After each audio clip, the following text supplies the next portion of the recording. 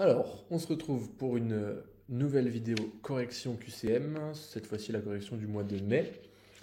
On était plutôt la dernière fois sur une vidéo axée sur la règle du renvoi, la règle du renvoi du gardien, les remises en jeu et tout ça. Ici, on va plutôt être sur la règle 14 qui va concerner le jet de 7 mètres. Donc, on va le voir un petit peu, on va dire, sous toutes ses nuances et toutes les nuances que propose la règle. Un petit peu la thématique du jour.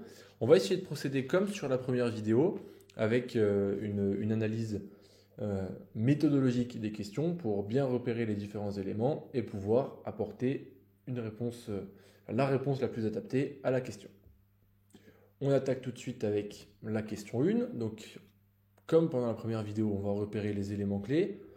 Donc, le score de 20-20, il peut toujours nous servir, donc on va le prendre.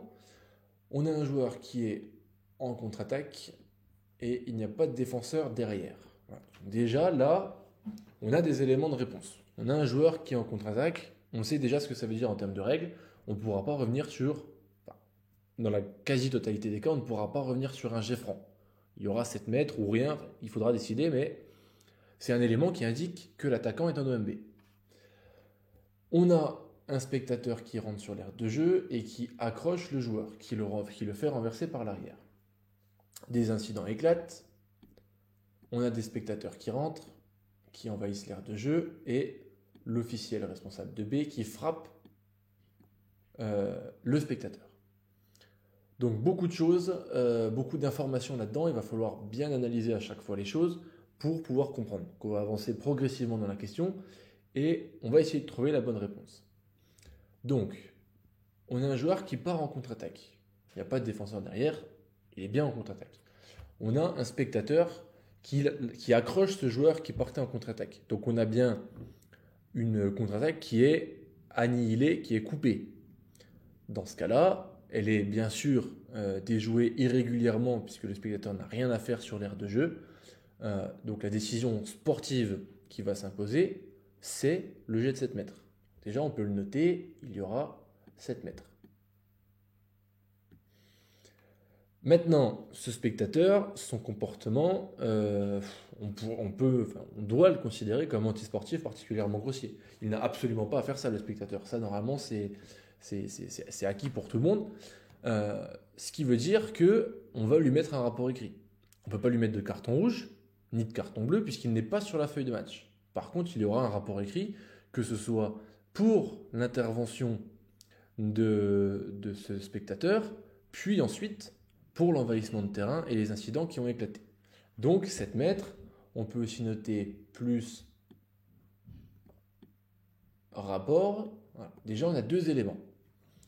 Et par contre, ce qu'il ne faut pas oublier dans la suite de la question, c'est qu'on a l'officiel responsable de l'équipe B qui frappe et renverse un spectateur.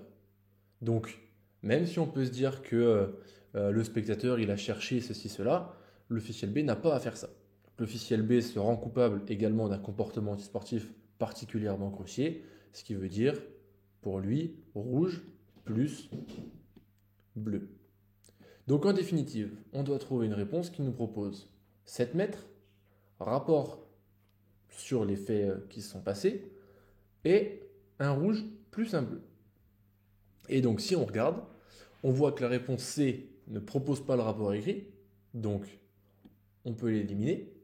La réponse D ne propose pas non plus le rapport écrit, et en plus elle ne propose qu'une exclusion à l'officiel responsable de l'équipe B. Donc la réponse B semble convenir à tout ce qu'on veut. On a bien l'arrêt du temps, forcément, hein, quand il y a une situation comme ça coule de source qu'on doit arrêter le temps. Donc l'arrêt du temps, le jet de 7 mètres qu'on avait identifié ici, disqualification de l'officiel de l'équipe B qu'on avait identifié ici, et le rapport écrit. Donc là, on a bien toutes les réponses. Maintenant, il y a aussi la réponse A qui rentre en ligne de compte. Et là, le code de l'arbitrage est assez clair et vous dit que la mission des arbitres, c'est de poursuivre le match et de faire aller le match jusqu'à son terme tant qu'il le peut. Bah ici, une fois que les incidents sont calmés, il n'y a pas de raison apparente pour qu'on ne puisse pas reprendre le match, donc il n'y a pas de raison d'arrêter définitivement le match. Voilà. Donc ici, on va poursuivre le match, il n'y a pas de raison de l'arrêter, on va attendre que tout le monde se calme, qu'on puisse reprendre dans de bonnes conditions, mais on va reprendre le match. Donc la réponse ici, c'est la réponse B. Arrêt du temps de jeu, 7 mètres, rouge avec rapport pour l'officiel B, l'officiel de l'équipe B, et rapport pour contre la salle. Réponse B. Question un peu technique ici, puisqu'il y a beaucoup d'éléments à prendre en compte, et voilà, beaucoup d'informations. Alors, deuxième question. Donc, on a une remise en jeu pour B.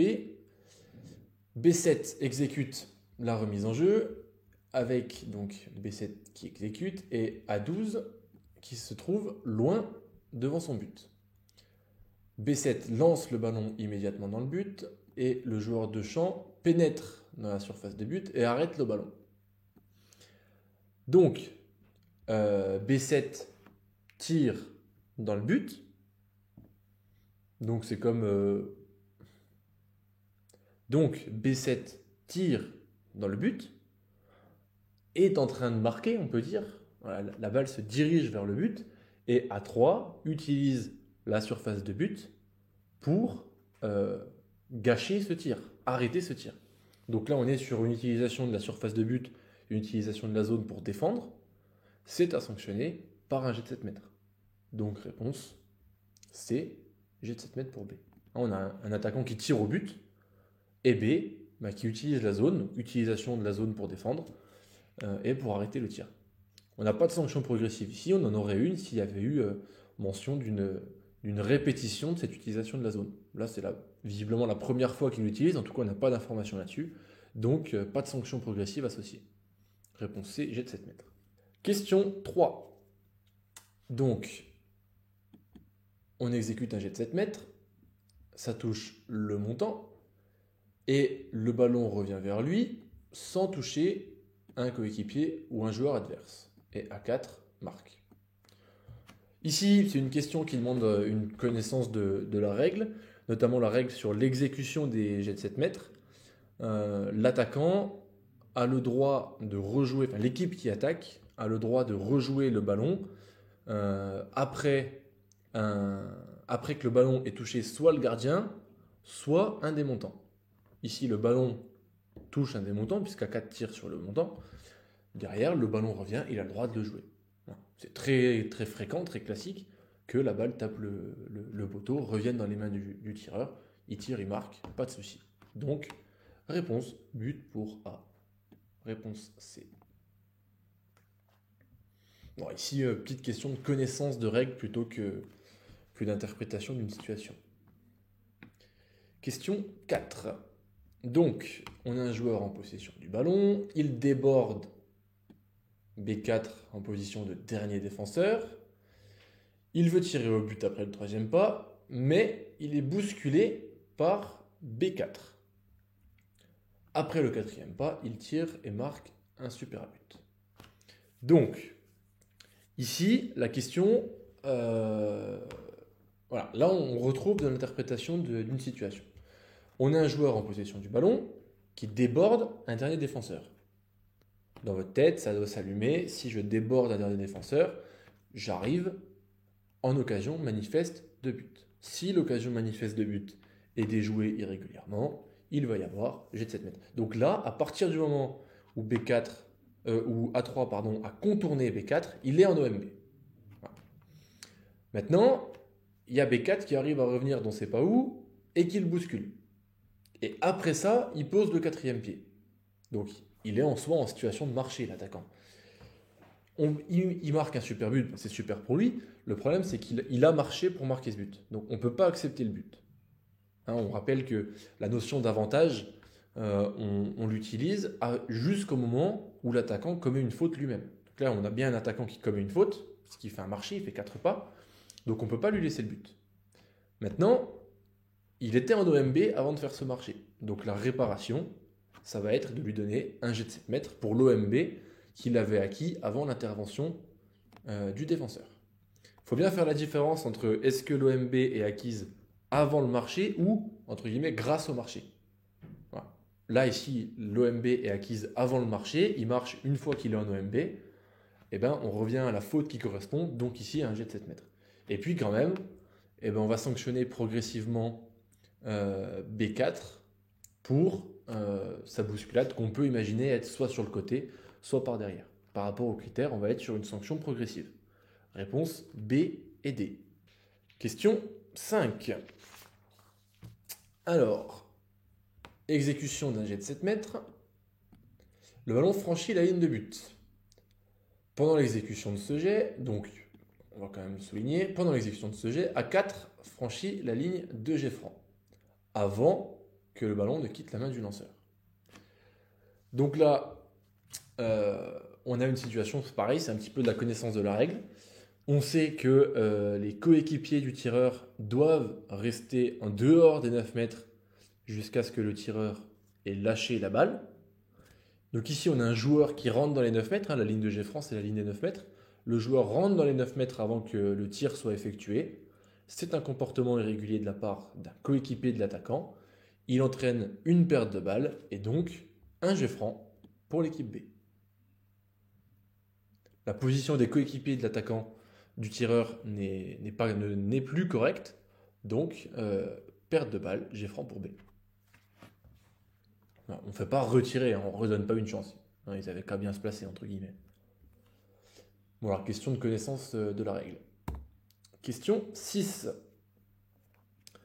B2 exécute un jet de 7 mètres. On voit, c'est beaucoup là d'exécution du jet quand même. Donc, c'est pareil, il faut bien connaître cette règle qui peut être assez importante. Quand est-ce que le pied a bougé, quand est-ce qu'il est valable et tout ça. C'est important de savoir. Au coup de sifflet de l'arbitre, A5 fait un grand pas et franchit la ligne de jet franc. Mais B2 inscrit quand même le but. La différence avec la question d'avant, c'est qu'ici, ce n'est pas un coéquipier de B2 qui va rentrer dans les 9 mètres, c'est un adversaire. C'est un adversaire. Donc ici, on va pouvoir laisser l'avantage à B2. Puisque voilà, ce n'est pas l'équipe de B qui commet une faute. Donc là, la règle de l'avantage s'applique. Comme B2 inscrit son but, on va valider le but. Il y aura but pour B. Maintenant ici, c'est la première, c'est pareil, c'est comme la question précédente, on n'a pas de mention d'une répétition de ce comportement-là, donc on ne va pas le sanctionner. Par contre, s'il venait à reproduire ce type de comportement, on pourrait rentrer avec en voie de sanction et décider d'une sanction plutôt progressive. Voilà. Donc ici, la seule réponse qui va aller, c'est la réponse C, but pour B, puisque donc c'est comme je disais, un adversaire du tireur qui rentre dans les 9. Il n'y a pas de raison d'impacter le tireur, et donc on va laisser l'avantage. But pour B. Question 7. Donc, A4 tire au but, le ballon touche le montant, revient vers l'aire de jeu. A6 se trouve devant la ligne de surface de but et s'apprête à intercepter le ballon. B4 entre clairement dans sa propre surface de but et dévie le ballon au-dessus de sa propre ligne de sortie de but.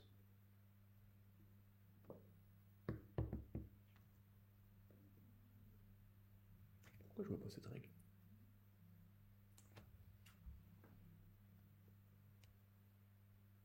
Pourquoi j'ai pas cette question ?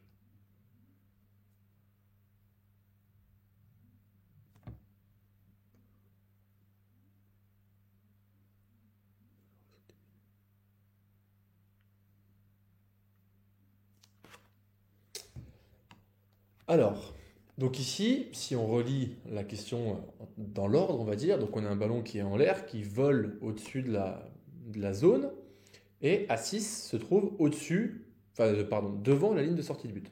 Donc on peut considérer que par rapport à son placement, il est seul face au but. Et B4 entre clairement dans sa propre surface de but et dévie le ballon. Donc là, on a bien un joueur, en l'occurrence B4, qui utilise la zone pour défendre et pour déjouer ce qui aurait pu devenir une OMB. Puisque si A6 récupère le ballon, de fait, il est en OMB, puisqu'il est devant la ligne de surface de but.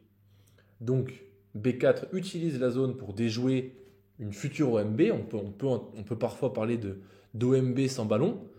Voilà, là, B4 agit de façon à utiliser la zone pour déjouer ce qui pourrait être une OMB. Donc, la décision qui va s'imposer en réparation de ça, c'est un jet de 7 mètres.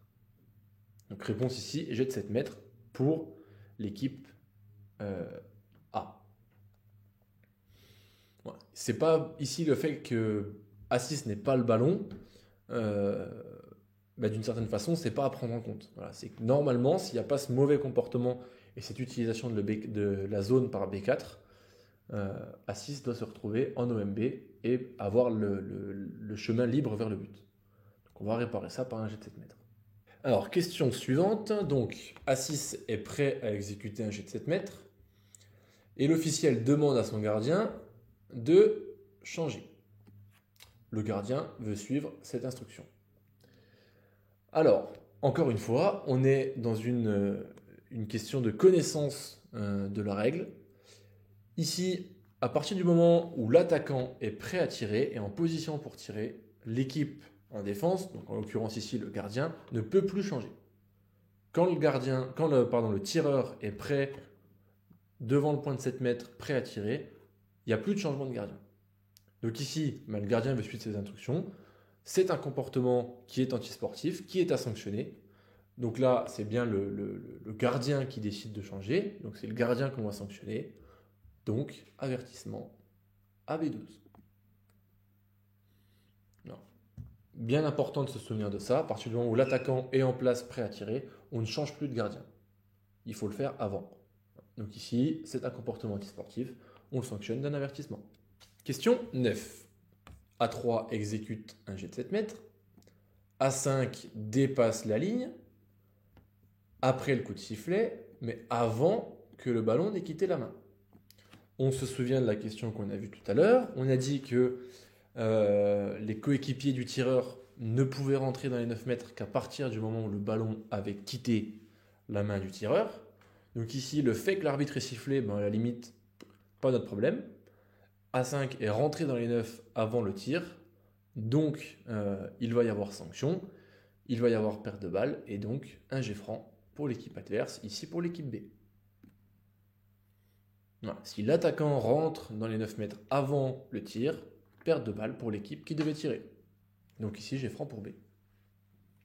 Encore une fois, on est sur des questions d'exécution des jets.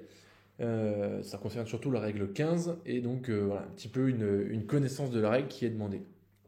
La question maintenant 10. Un joueur démarqué à la surface de but, prêt à réceptionner le ballon. Là, dans votre tête, normalement, vous avez déjà une partie de la réponse. On lui fait une passe à rebond dans la surface et B3 pénètre clairement dans la surface de but et intercepte le ballon. À la différence de ce que je vous disais tout à l'heure, on a ici la mention d'une deuxième fois, d'une deuxième pénétration dans la surface de but. Donc si on s'occupe de la première partie de la question, si vous vous souvenez de la partie méthodologique qu'on avait vue, on distingue la sanction sportive de la sanction disciplinaire. On a bien un joueur qui est démarqué devant une surface de but et un attaquant qui utilise manifestement la zone pour défendre. C'est ce qui est indiqué ici, pénètre clairement dans la surface de but. Utilisation de la zone pour défendre, ça implique, comme correction, un jet de 7 mètres. Et maintenant, comme je vous disais tout à l'heure, là on a une mention de deuxième fois pour cette utilisation. Donc là on va rentrer en voie de sanction avec une sanction progressive de B3. Donc là c'est la deuxième fois qu'il utilise la zone pour défendre. Encore une fois, il empêche une occasion manifeste de but qui aurait dû avoir lieu sans cette action. On va le sanctionner d'un jet de 7 mètres et d'une sanction progressive. Alors, question 11. Alors là, on change un petit peu de thème. On revient sur le thème du renvoi qu'on avait déjà assez largement abordé dans la dernière vidéo. Donc, on a un gardien qui effectue un renvoi, qui tombe en arrière et le ballon franchit la ligne de surface de but. Donc, implicitement, sa propre ligne de surface de but.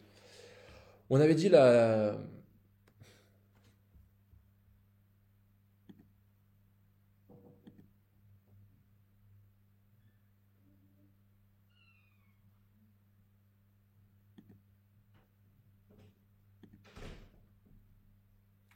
Alors, on passe à la question 11. Donc là, on change de thème, on quitte un petit peu le 7 mètres pour revenir sur le renvoi qu'on avait déjà assez largement abordé la dernière fois, dans la dernière vidéo. Donc ici, on a un gardien qui effectue un renvoi, qui tombe en arrière et le ballon franchit la ligne de but. donc implicitement sa propre ligne de but. On se souvient de ce qu'on avait dit la dernière fois. Lorsque le gardien doit effectuer un renvoi, le ballon est considéré comme mort ou hors jeu et il ne revient en jeu que lorsqu'il a entièrement franchi la ligne de surface de but avec une attitude correcte du gardien de but, un renvoi qui est correctement exécuté. Donc ici, tant que le ballon n'aura pas franchi la ligne de surface de but, le ballon ne sera pas en jeu. Il ne pourra rien y avoir d'autre que l'exécution du renvoi. Donc finalement, ici, le fait que le ballon franchisse la ligne de surface de but, on ne le prend pas en compte d'une certaine façon, puisque voilà, il faut que le gardien exécute son renvoi. Donc ce qui va se passer, c'est qu'on va être sur une continuité du jeu sans interruption, et on va laisser le gardien effectuer son renvoi comme il aurait dû le faire. Là, il n'y a pas de but contre son camp ou de choses comme ça. Le gardien a contrôlé le ballon, il doit effectuer le renvoi, on le laisse exécuter son renvoi, et on laisse le ballon revenir en jeu par une exécution correcte du jet et un ballon qui franchit entièrement la ligne de surface de but. Réponse A. Alors, question maintenant 12. Donc il reste 20 secondes à jouer. Hop, un score de 20 à 19. Un gardien exécute un renvoi, il prend beaucoup de temps. Voilà. En dribblant, en marchant de gauche à droite, bref, il prend beaucoup de temps. La règle par rapport au gardien est un petit peu différente de celle pour un jet franc, par exemple, qui serait exécuté, puisqu'on n'a pas vraiment de mention de 3 secondes ou de choses comme ça. Par contre, vous avez quand même le pouvoir de pousser le gardien à jouer. Quand il a contrôlé le ballon, comme je vous ai dit, quand il contrôle le ballon et qu'il doit effectuer le renvoi, il n'y a pas de limite de temps. Par contre, si vous sifflez pour favoriser, on va dire, l'exécution du renvoi, à partir de ce moment-là, il aura 3 secondes. Donc là, pour vous, ce qu'il faut pour le forcer à jouer, c'est mettre un coup de sifflet d'exécution du renvoi. Comme ça, vous allez le pousser à jouer, puisqu'il aura 3 secondes. Et sinon, il y aura perte de balle pour lui. Voilà. Tant que vous n'avez pas mis de coup de sifflet d'exécution, il peut prendre le temps qu'il veut. À partir du moment où vous mettez le coup de sifflet d'exécution, il lui reste 3 secondes. Et il ne peut plus faire son petit cinéma de dribbler à gauche à droite en marchant, machin. Donc ici, la décision qui s'impose, c'est un coup de sifflet d'exécution du renvoi pour le pousser à jouer et le forcer à renvoyer puisqu'il n'aura que 3 secondes. Mais avant ça, vous ne pouvez rien faire. Ni lui piquer la balle, ni lever le bras, ni l'exclure. Voilà. Jusque-là, il est dans son droit. Donc vous, ce que vous faites, c'est coup de sifflet pour favoriser l'exécution du renvoi. Réponse C. Maintenant, on a un jet franc pour B. Au niveau de la ligne de jet franc, les joueurs sont correctement positionnés et l'arbitre siffle.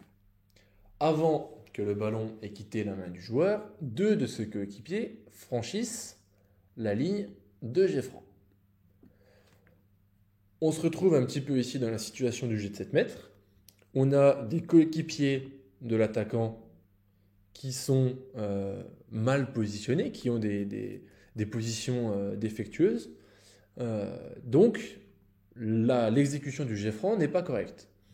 Le problème ici, c'est que au début, les joueurs sont bien placés et l'arbitre siffle le jet franc. Donc, on a un coup de sifflet de reprise.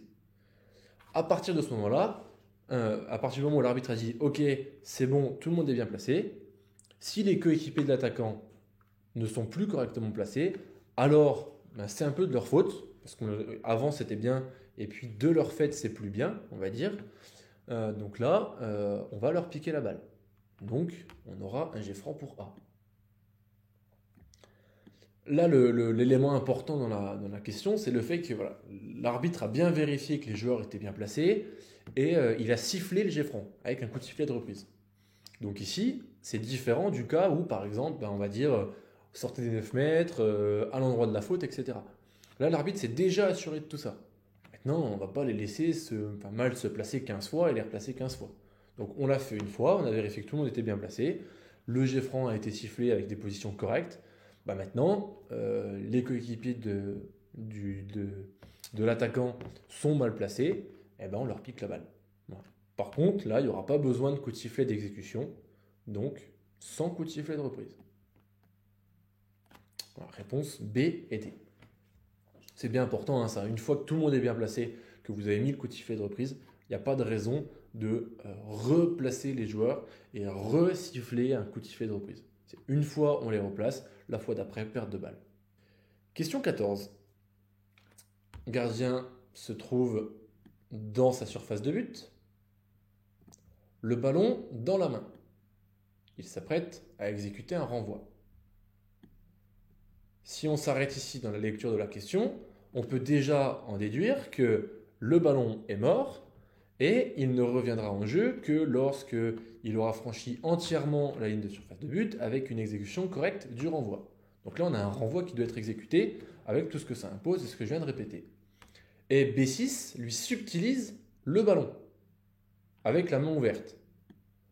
Donc là, petite précision qui est importante, hein, le code de l'arbitrage, je crois que c'est la règle 8, stipule qu'on a le droit de subtiliser le ballon avec la main ouverte.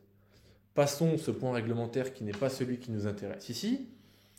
En fait, on a un joueur qui vient empêcher l'exécution d'un jet, puisque le gardien doit exécuter le jet et B6 vient l'empêcher d'exécuter le jet en lui piquant la balle. Donc c'est comme si la balle était au sol avec un joueur qui doit faire la passe, enfin le jet, et qu'un adversaire vient et pique la balle, quoi. C'est la même situation. Donc on est sur empêcher l'exécution d'un jet. C'est un comportement antisportif. On le sanctionne par une sanction progressive à B6. Et A12 va répéter le renvoi avec un coup de sifflet de reprise, puisque voilà, le ballon était mort par un renvoi, donc il revient en jeu par le jet qui correspond, en l'occurrence ici, un renvoi. On met le coup de sifflet de reprise puisqu'il y a eu la sanction, et ça vous savez que lorsqu'il y a une sanction, on reprend par un coup de sifflet de reprise. Voilà, réponse C et D. Alors, une remise en jeu pour A. A8 lance vers le but. Le ballon touche le montant et lui revient dans les mains. Celui-ci saisit le ballon et marque un but.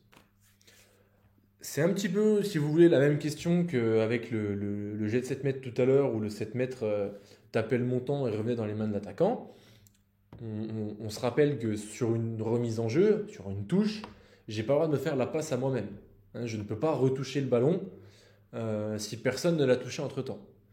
Le problème, c'est que dans si personne ne l'a touché entre-temps, si le poteau ou la barre, si le ballon a touché le poteau ou la barre, on va considérer que quelqu'un a touché le ballon. Je peux rejouer le ballon après qu'il ait touché les poteaux ou la barre, donc un montant. Donc là, on est clairement dans cette situation-là. Je tire, ça tape la barre, et bien maintenant, je peux rejouer le ballon.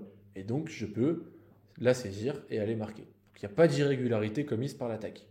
Donc, but pour A. Là, ce qui est bien important ici, c'est voilà, je ne peux pas me faire la passe à moi-même. Comme sur un 7 mètres, je n'ai pas le droit de retoucher la balle avant que quelqu'un d'autre l'ait touché. Mais à partir du moment où le poteau ou la barre touche le ballon, plutôt dans l'autre sens, le ballon touche le poteau ou la barre, à partir de là, je suis en droit de la rejouer. Donc ici, il n'y a aucune irrégularité qui est commise par l'attaque. On arrive sur la question 16. Donc B a intercepté le ballon, B qui est un gardien. Déjà, on peut s'arrêter ici.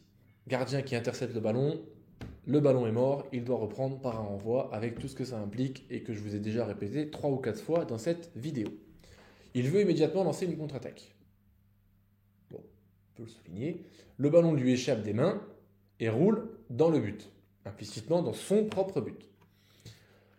On revient sur la même question que tout à l'heure quand la balle avait franchi sa propre ligne de but parce qu'il était tombé. On est sur le cas où le renvoi n'a pas été correctement exécuté puisqu'il n'a pas entièrement franchi la ligne de surface de but. Comme le ballon n'a pas franchi la ligne de surface de but, il est encore mort. Il doit être remis en jeu par un renvoi. Donc on va répéter le renvoi. Réponse B. Répétition du renvoi. Ça, normalement, ça doit commencer à être acquis pour vous, je pense. Ça fait 2 visios qu'on est dessus. Voilà, tant que le ballon n'a pas entièrement franchi la ligne de surface de but, le renvoi n'est pas exécuté. Donc tout ce qui se passe avant, ça ne nous intéresse pas. Question 17. A6 effectue une remise en jeu en direction de son gardien. Celui-ci le remarque trop tard, donc, pardon, on va quand même souligner remise en jeu en direction de son gardien. Le ballon entre dans le but. Voilà. Donc en gros, hein, je fais une touche à mon gardien, il ne voit pas, ça rentre dans le but. Bon, bah ici, euh,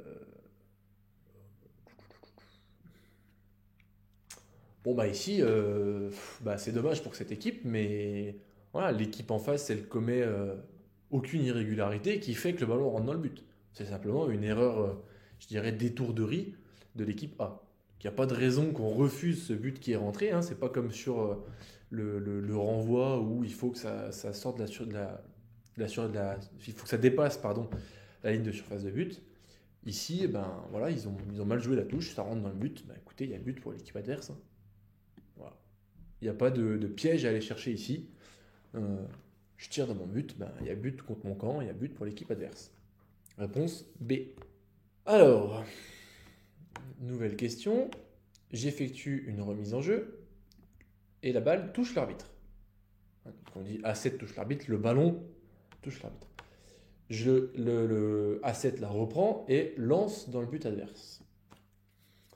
On a dit tout à l'heure que pour pouvoir rejouer le ballon, il fallait que soit un de ses coéquipiers, un adversaire ou un montant touche le ballon.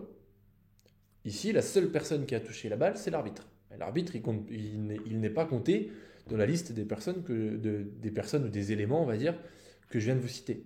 Donc A7 n'a pas le droit de rejouer immédiatement le ballon. Il faut soit qu'un de ses coéquipiers le touche, soit un adversaire, soit un montant. Ce n'est pas le cas ici. Donc, il commet une faute, on doit lui piquer la balle, G franc pour B. Alors on dit souvent l'arbitre fait partie du jeu, nanani, nanana. C'est vrai si l'arbitre touche la balle et que la balle du coup revient dans le jeu alors qu'elle devait sortir par exemple, mais l'arbitre ne compte pas comme une personne qui remettrait la balle en jeu pour A7 dans ce cas-là. Le fait que ça touche l'arbitre ne permet pas à A7 de rejouer le ballon. Donc on reste sur une perte de balle et une balle à l'équipe adverse, donc un G franc pour B. Question 19 maintenant, on a un G franc pour A. Tout le monde est en place, hein, puisque tout le monde est placé correctement, et A10 pose la balle par terre et donne une directive. B7 en profite, prend le ballon et part en contre-attaque. Décision correcte. Alors, ici c'est pareil, hein, on va essayer de chercher qui commet un mauvais comportement. À partir du moment où tout le monde est placé correctement, le G franc peut être exécuté. A10 pose le ballon par terre, donc le ballon a quitté sa main. C'est comme si le G franc avait été exécuté. Il n'y a pas de. Voilà, je ne peux pas poser la balle, aller parler à mon pote et puis je reviens. Non, j'ai posé la balle, c'est comme si le G franc avait été exécuté. Donc, à partir du moment où le G franc est exécuté, B7 peut être à moins de 3 mètres de l'attaquant, peut intercepter le ballon, ici il a juste à le récupérer, et partir en contre-attaque. Il n'y a aucun mauvais comportement de la part de B7, donc poursuite du jeu. Hein, j'ai pas le droit de poser la balle, d'aller boire ma bière, de revenir, non. Si je pose la balle par terre, c'est que le G franc est exécuté. Non. Ça arrive souvent d'ailleurs. Hein. Souvent. Vous avez un joueur qui va jouer à 9 mètres, puis en fait il la laisse à son pivot. Voilà. On peut considérer que le G franc est exécuté, on devrait même considérer que le G franc est exécuté, et dans ce cas-là, laisser la balle, laisser les défenseurs jouer le ballon, quoi. Voilà. Petit point de vigilance aussi là-dessus à avoir quand même. C'est pas parce qu'un gars a décidé que c'est le pivot qui allait jouer le G franc que on va tous le regarder pour attendre que le pivot arrive. Non, à partir du moment où le ballon a quitté sa main, si tout le monde est bien placé, le G franc est exécuté. Voilà. Dernière question. B9 veut exécuter un G franc. A11 n'est qu'à 2 mètres et essaye de retarder son exécution. Bon, on est dans un cas assez classique. Hein. On se rappelle que sur un G franc, il faut qu'il y ait une défense active à moins de 3 mètres pour rentrer en voie de sanction. Hein, si je suis à 2,50 m mais que je ne défends pas activement, par exemple avec mes bras, on n'a pas à me sanctionner parce que je suis à moins de 3 mètres. Par contre, si je défends activement en essayant d'intercepter et que je suis à moins de 3 mètres, là, je dois être sanctionné. Donc ici, on a A11 qui essaye de retarder l'exécution. Donc il a bien une défense active. À moins de 3 mètres, on doit le sanctionner. On le sanctionne comment? Par une sanction personnelle. Et on va reprendre le jet franc, la situation qui correspond, avec coup de sifflet de reprise, puisqu'on a mis une sanction. Réponse A. Voilà.